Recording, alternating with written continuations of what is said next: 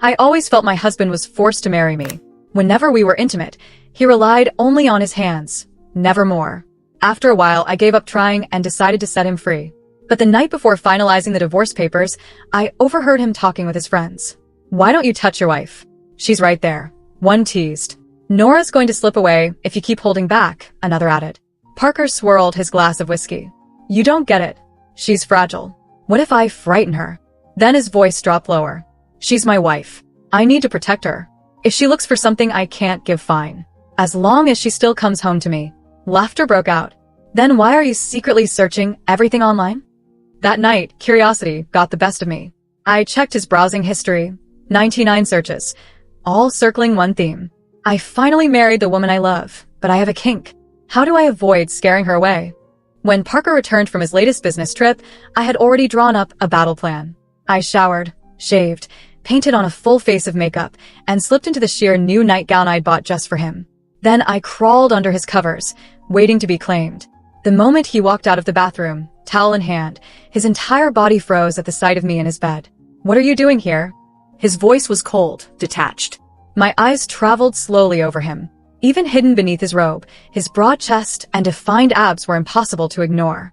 With features that sharp and hands that long, I'd always assumed he was, well, more than capable. And yet, 6 months of marriage hadn't given me the chance to truly find out. Determined, I cut straight to the point. "I want to sleep with you. No more excuses." Tonight, he was mine. His gaze flickered. After a long pause, he glanced at the lingerie I wore and gave a short, clipped reply. "Fine." Just like that, my heart skipped. As he moved closer, uncertainty rippled through me. The soft glow of the bedside lamp cast shadows across the room as he lay down beside me. The clean scent of soap lingered on his skin. My pulse thundered as I wrapped my arms around his waist. His body went stiff. Then his dark eyes met mine in the dim light. "Do you want me to help you?" His voice was rough, low. Before I could answer, he pulled away, reaching swiftly for the nightstand drawer. My brief excitement fizzled instantly. I knew what he was reaching for. He was about to fulfill his duties again, but without ever truly touching me. Anger flared hot and sharp. His body was always locked away from me, untouchable, even when his desire was obvious.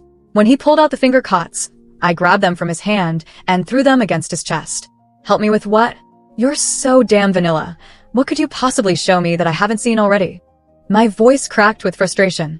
I couldn't see his expression clearly in the low light, but I felt his stare, burning, intense, almost confused. All the disappointment I'd swallowed burst out. "Parker, if you can't get it up, just say it. You're not the only man in the world. I can find someone else anytime. We were husband and wife, for God's sake." Why did it always feel like I was begging for scraps of affection? "That's not what I meant," he said tightly. Still, he didn't move. Not to touch me, not even to kiss me. Anything would have been better than this endless distance. This was the third time I'd offered myself, and the third time I'd been turned away. The rejection crushed me.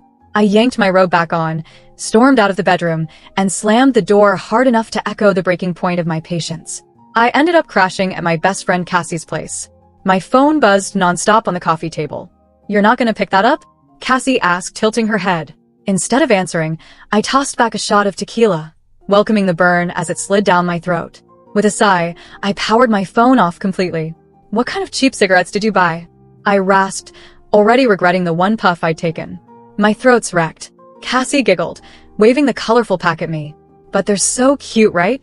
It didn't take her long to drag the whole story out of me. Not that I was guarding it. Only one question weighed on me like a stone. "Cassie, why won't Parker touch me?" She chewed her lip. "Maybe he doesn't like women?" I shook my head firmly. Back in high school, he dated a girl. And over the years, plenty of men and women had tried throwing themselves at him, only to be met with his signature cool dismissal. Then a thought struck me. My eyes narrowed. Or maybe he's waiting for my perfect older sister. The one who ran off to Europe. The rumors came rushing back. The whispers that Parker had always been in love with the soft-spoken Sinclair heiress. Suddenly, everything made sense. This marriage. I was nothing more than a replacement. She was supposed to be the one standing beside him. But she'd abandoned him for her so-called soulmate, an artist she'd chased across continents. Parker, the ever-polite gentleman, had given me everything during our 6 months of marriage. Everything except the most important part. Each time he used only his hands, watching me with that calm, detached expression. I never saw desire in his eyes. He looked more like an outsider observing someone else's life. Was I disgusting to him? The thought slammed into me, shattering the fragile wall I'd built to contain my hurt. I slammed my glass onto the table with a sharp crack. That's it. I've made up my mind. Cassie blinked. About what? I'm divorcing him. What good was a man who had the looks but none of the passion? Especially one still clinging to another woman. I was Nora Sinclair. I didn't need him. All right, calm down. No more alcohol for you, Cassie said, clearly chalking it up to me being drunk and dramatic. She hauled me off toward the shower. She'd just gotten a new manicure, and between her restless sleep and sharp nails, I woke the next morning with angry red scratches scattered across my neck. When I finally switched my phone back on, it lit up with a flood of notifications. All from Parker. Back at the villa, I was startled to find him already home. The living room reeked of smoke, the ashtray piled high with cigarette butts. He looked up as I entered, his sharp features even harsher in the pale morning light. "You're back," he murmured, voice gravelly. Then his gaze landed on the marks on my neck. His pupils shrank, and the light in his eyes snuffed out, replaced by something cold and dark. My head throbbed from lack of sleep, my throat raw from smoke and liquor. I wasn't in the mood for a scene. Before he could say a word, I raised my hand and rasped, "I'm exhausted from last night.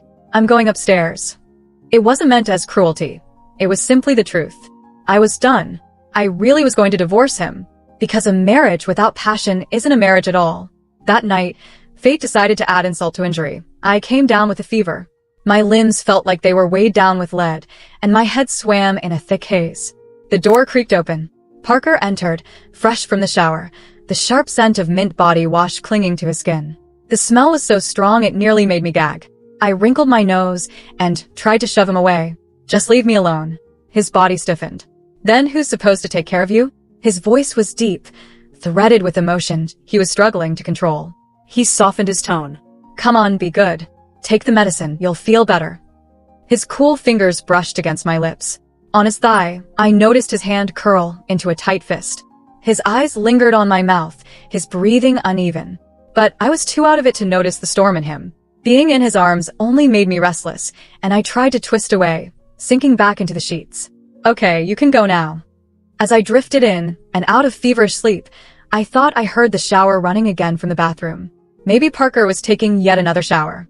When I opened my eyes again, I was cocooned in Parker's embrace. Something firm and burning pressed insistently against my thigh, impossible to ignore. His breath fanned warm across my ear as he stirred awake, his hand moving to check my forehead. Still warm. The fever hasn't completely broken. I went rigid. "It's not the fever making me burn, you idiot. It's you." I tried elbowing him away, but he caught me with practiced ease, one rough thumb brushing lightly against my waist. The touch sent a jolt of electricity through me, and I gasped before I could stop myself. "Nora." His voice was low, husky, magnetic. "Should we give it a try?"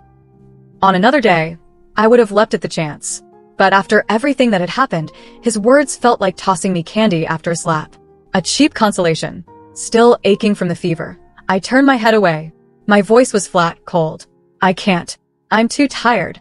He froze. I could feel the tremor in his breathing, the way the life seemed to drain out of him. After a pause, he pulled back, putting space between us. Silence. When I finally glanced at him, his eyes were dark wells of sorrow, a bitter smile twisting across his lips. "It's my fault. I don't blame you." I let out a sharp snort. At least he admitted it. "But please," he added softly, "don't push yourself so hard. Getting sick like this, it's not good for you."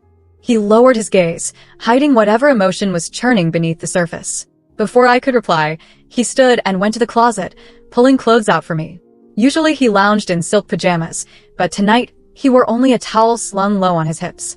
The sculpted lines of his chest, the sharp cut of his abs, and the dangerous V of his torso were impossible to miss. My eyes traced the curve of his waist, the taut muscles of his back, and my heart skipped, just slightly. But that was all. Any good-looking man standing half-naked in front of me would have stirred the same reaction. He handed me the clothes. Without hesitation, I stripped and began changing in front of him. As expected, he immediately spun on his heel, fixing his gaze on the wall as though it could hold his attention. What I didn't know was that the moment I left the room, Parker walked straight back into the bathroom. A few days later, I realized something strange. Pieces of my wardrobe had gone missing. At first, I brushed it off. They weren't expensive, and I had plenty more. But when the lace lingerie Cassie had gifted me disappeared, I couldn't ignore it anymore. We didn't have cameras in the house, so I had no way of catching the creep. Finally, over dinner, I decided to bring it up. I think someone's been stealing my things. Parker sat across from me, calmly spreading butter on my toast. At my words, his hand faltered for a fraction of a second. Without looking up, he asked in an even tone, "What exactly is missing?" "Lingerie." The butter knife slipped, leaving a smear of yellow across the small mole on the back of his hand. I narrowed my eyes, catching the rare crack in his perfect composure. "Why so jumpy? Don't tell me you're the thief." For a long moment he said nothing. Then a low, humorless laugh escaped him. His gaze finally lifted, those deep, dark eyes locking onto mine. "What do you think?" As always, Parker was immaculate, tailored suit, hair neat, thin gold-rimmed glasses framing his sharp features. Behind the lenses, his pupils looked darker than the sunlight spilling across the table. I forced a smile. What did I think? He was the definition of polished propriety. And honestly, what would he even do with my underwear? I let it go. "What time will you be home tonight? I've got something to give you." The divorce papers were waiting. Without hesitation, he answered, "Whenever you want me back, I'll come straight home." The words left his lips so fast, so earnest, that it took me a moment to process them. Then his phone rang, and his assistant came in with a briefcase, reminding him of the time. Parker left in a rush. I pressed a hand against my chest, my heartbeat unsteady. My ears burned hot. Why couldn't he just speak normally? Why did every word sound like some kind of flirtation? Later that day, I went to the doctor. The diagnosis? A hormonal imbalance. The solution, according to him, was finding a man to regulate things. When Cassie heard this, she nearly jumped with excitement. She immediately offered up a roster from her agency, a model with an 8-pack, a younger guy with pecs sculpted to perfection. At the time, I was holed up in my studio, sketching characters for my graphic novel, completely lost in my work. I shot her down instantly. She smirked, unfazed. "You've been breaking out lately, haven't you?" Her words hit a nerve. I cursed Parker silently. 2 pimples, both on my chin. Cassie's voice dropped to a tempting purr. "The grass is always greener. You're about to divorce him anyway. Why not sample a little before?" I put my pencil down. I was stuck on designing a side character's face anyway. A bit of field research couldn't hurt. Looking only. No touching. So maybe my testosterone was running a little high. But once I was divorced, I could find as many men as I wanted. For now, it wasn't fear holding me back. It was principles. I wasn't the type to drool over men just for their bodies. Cassie's laugh made it clear she didn't buy my act for a second. At the time, I was full of confidence. But that night, my subconscious betrayed me. I had the most vivid dream. I was kissing someone hungrily, bodies pressed together, breath mingling in hot, ragged bursts. His lips claimed mine with boldness, his touch igniting sparks that consumed me. I was drowning in it, every movement, every stolen breath pulling me deeper into raw ecstasy. It was heaven, until I saw Parker's face, inches from mine. I bolted upright, heart pounding, skin slick with sweat. The phantom touch still lingered, leaving my legs weak as I stumbled downstairs for a glass of water. That's when I heard voices drifting lazily from the living room. "You know, some men are practically burning with desire," one of them teased. "But they're so terrified of scaring their wives that they just suffer in silence." Not naming names, of course. Peeking around the corner, I saw Parker's closest friends sprawled across the sofas, whiskey in hand, their laughter full of mockery. "Women can't resist a little temptation, Parker. Keep this up, and Nora's gonna run off with someone else. You'll be crying before you know it." They were close enough to him to say whatever they wanted. Parker only lifted his glass, taking a slow sip, his face unreadable. He said something low, and his friends burst out laughing. My stomach tightened. They mentioned he had a secret blog, an account where he posted things he'd never say aloud. Later, curiosity got the better of me. I typed in the username they'd mentioned, and sure enough, an account with the same profile picture as Parker's official one appeared. I clicked. A pinned post sat at the top. I expected crude jokes, some kind of locker room banter. Instead, the words on the screen made me freeze.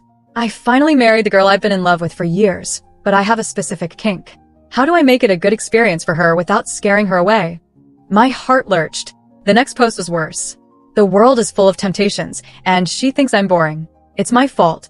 If I try to please her like this, would she reject me?" Attached was a photo of a male butler costume and a small silver bell collar. All the blood rushed to my head. I stared at the screen until my eyes burned, my vision blurring from the strain.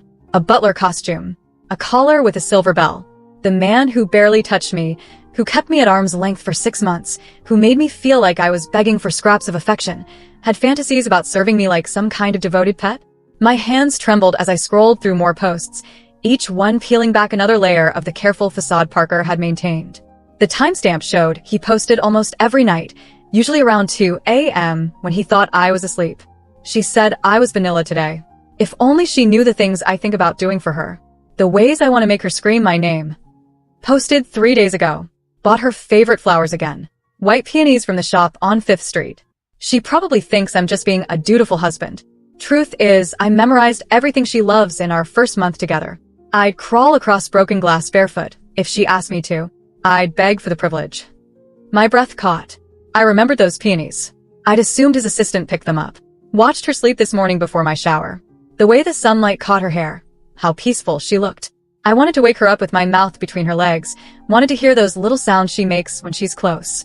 But what if she pushes me away again? What if I'm too much? What if she sees the real me and runs? Heat flooded my cheeks. Those little sounds? How did he know about? She wore that blue dress today. The one that hugs her curves. I had to excuse myself from the meeting twice just to think about peeling it off her. God, I'm pathetic. A grown man getting hard from watching his wife eat breakfast.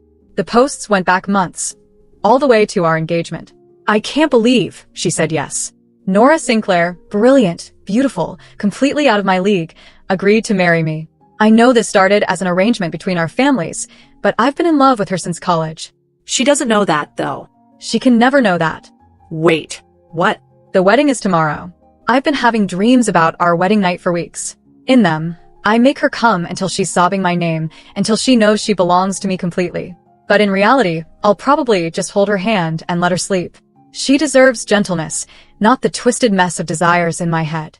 My heart hammered against my ribs as I kept reading, each post revealing more of the man I thought I knew. Nora tried to seduce me again tonight. That little nightgown she wore. Christ, I nearly lost control.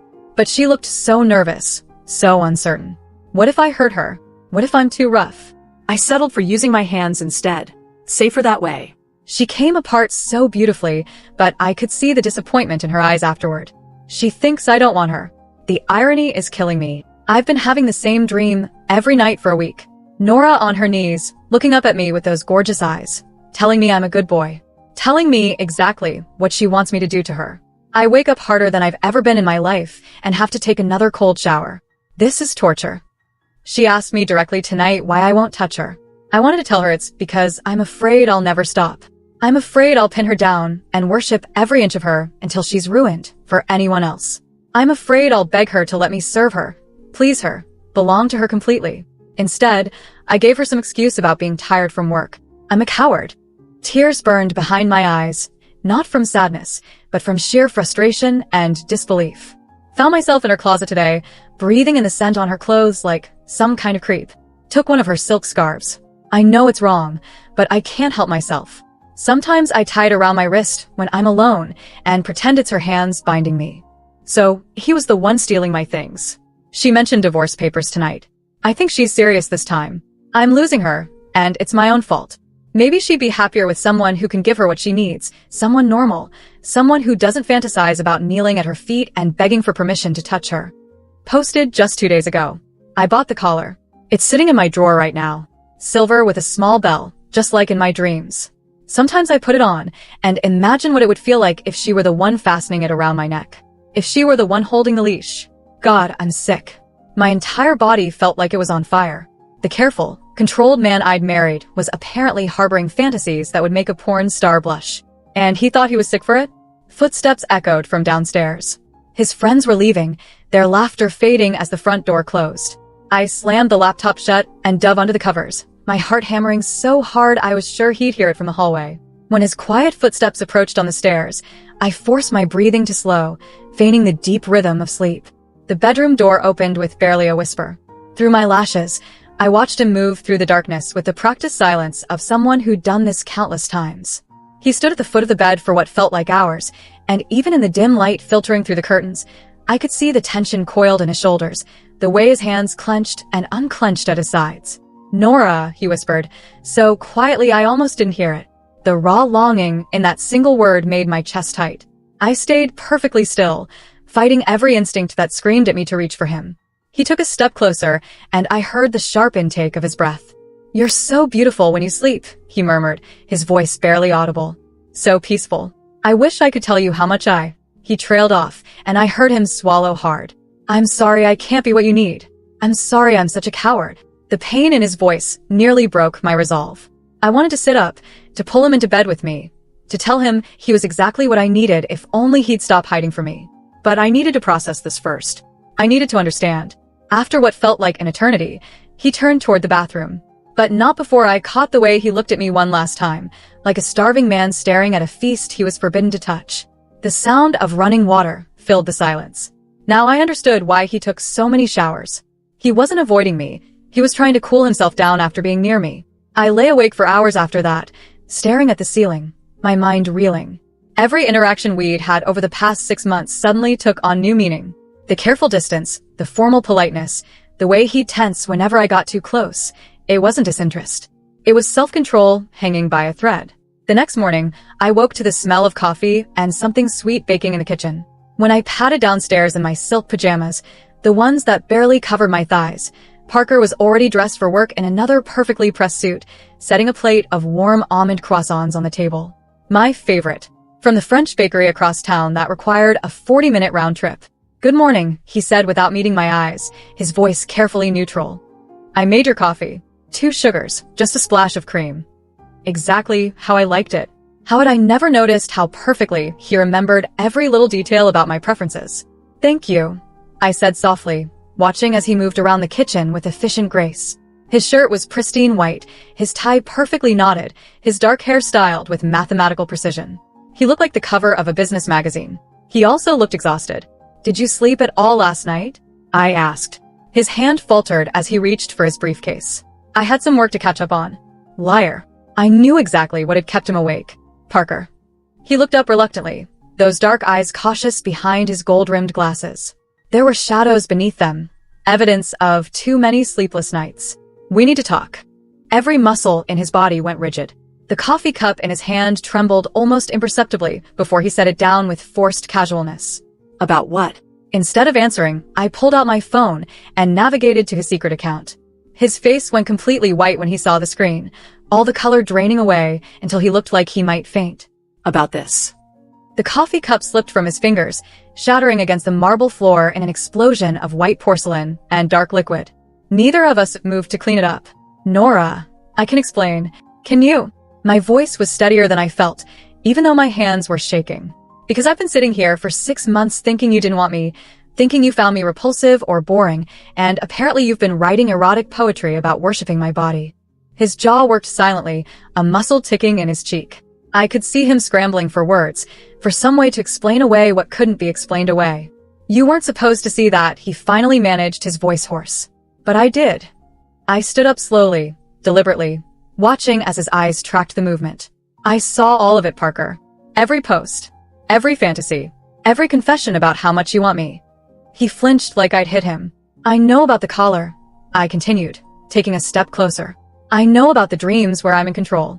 I know you've been stealing my clothes and touching yourself while thinking about me. Christ, Nora. I know you've been in love with me since college." That stopped him cold. His mouth fell open, and for several seconds, he just stared at me like I'd revealed the secrets of the universe. "How long have you been reading my posts?" he asked quietly. "Just last night. But apparently I should have been reading them months ago, because then maybe I would have understood why my husband has been treating me like I'm radioactive." I moved closer until I could smell his cologne, something expensive and woodsy that I'd grown to associate with comfort and home. This close, I could see the way his pupils dilated, the rapid rise and fall of his chest. "So now what, Parker? Are you going to keep pretending you don't want me? Keep taking cold showers at 3 in the morning and writing sad posts about how you're not good enough for me?" His breathing became labored, like he was fighting for air. "You don't understand. The things I want, they're not normal. You deserve better than." "Then what? A husband who actually desires me? A husband who wants to touch me?" "Then a husband who wants to kneel at your feet and beg for permission to pleasure you," he said harshly, the words ripping out of him like a confession under torture. then a husband who fantasizes about wearing your collar and being your good boy, then a husband who gets hard from the sound of your laugh and has to excuse himself from board meetings because he can't stop thinking about the way you smell. The raw honesty in his voice sent heat pooling low in my stomach. You want to know what I really want? He continued, his control finally cracking. I want to worship every inch of your skin until you're trembling. I want to hear you say my name like a prayer, like a command. I want to serve you, obey you, please you until you're ruined for anyone else. My lips parted, but no sound came out. He stepped closer, close enough that I had to tilt my head back to meet his eyes. They were blazing with something that made my knees weak. I want to put my mouth on you until you forget every other man who's ever existed. I want to make you come so hard you see stars, then do it again and again until you're sobbing from overstimulation. I want to be your devoted pet, your willing slave, your everything. My pulse thundered in my ears. But most of all, he said, his voice dropping to barely above a whisper, I want to be worthy of you. And I'm terrified that I never will be. The vulnerability in his confession, the way his voice broke on the last word, cracked something open inside my chest. You idiot, I whispered, reaching up to cup his face in my hands. You beautiful, brilliant, stupid man. His eyes fluttered closed at my touch, like he was savoring the contact he denied himself for so long. I've been dying for you to touch me, I continued, my thumbs tracing the sharp line of his cheekbones. Do you have any idea what it's been like? Lying next to you every night, wanting you so badly I could barely breathe, thinking you found me disgusting. When he opened his eyes, they were bright with unshed tears. Never, he said fiercely, his hands coming up to cover mine. You are the most beautiful, desirable woman in the world. You're everything I've ever wanted, and more than I deserve. Then why? Because I was afraid, he admitted, his voice breaking. Afraid that if you saw the real me, the depths of what I want from you, you'd run. Afraid that I'm too much, too intense, too. I silenced him by pressing my lips to his. It was supposed to be gentle, reassuring. Instead, it was like striking a match near gasoline. He made a sound somewhere between a growl and a whimper, his arms coming around me to crush me against his chest. This wasn't the careful, controlled kiss of our wedding day or the polite pecks he'd given me since. This was desperation unleashed, months of restraint burning away in the heat between us. I melted into him, my hands fisting in his perfectly pressed shirt, pulling him closer. He groaned against my mouth, the sound vibrating through my entire body. When we finally broke apart, we were both breathing hard. The divorce papers, I gasped. They're upstairs. His entire body went rigid with panic. Nora, please. I'm burning them. The relief that flooded his features was almost heartbreaking. He looked like a man who'd just been granted a reprieve from execution. What about work? I asked as he backed me against the kitchen counter, his hands braced on either side of me. His lips found the sensitive spot just below my ear, and I shivered at the contact. I'm calling in sick, he murmured against my skin, his breath hot and damp. We have 6 months of miscommunication to work through. Just talking? I asked breathlessly as he pressed open-mouthed kisses along my neck. He pulled back to look at me, his eyes dark with promise. Oh, sweetheart, he said, his voice rough with desire. We're going to do a lot more than talk. For the first time in our marriage, my husband was going to be late for work, and I had a feeling we were both going to enjoy every minute of it. But first, he said, dropping to his knees in front of me without warning, I owe you an apology. I gripped the counter behind me as he looked up at me with those dark, intense eyes. And I planned to make it very, very thorough. The last coherent thought I had before his hand slid up my thighs was that maybe, just maybe, our marriage was about to get a lot more interesting.